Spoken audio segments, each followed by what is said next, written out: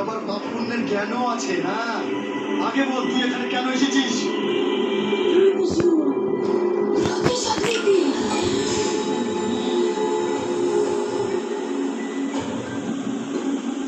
প্রতিশোধ নিবি? আমি তোকে সাহায্য করবো। বল, কিসের প্রতিশোধ নিবি? সাহায্য করবি তো? হ্যাঁ হ্যাঁ, সত্যি যদি তোর প্রতি অন্যায় হয় তাহলে আমি সাহায্য করবো। তাহলে শুন,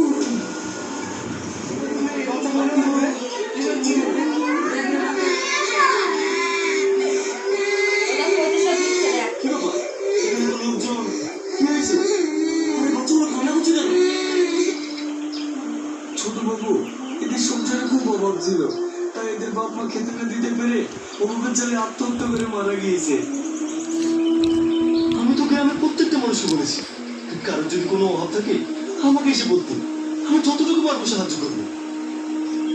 ছোট বাবু আপনার খোঁজে গিয়েছিল, কিন্তু আপনার বড় ভাই এদেরকে অপমান করে বের করে দিয়েছে, তাই কোনো দিক না পেয়ে এরা আত্মহত্যা করতে বাধ্য হয়েছে। এবার আপনি বলুন, এই বাচ্চাগুলোর এখন কি হবে?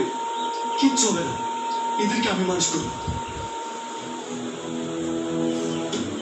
চলো বাবু।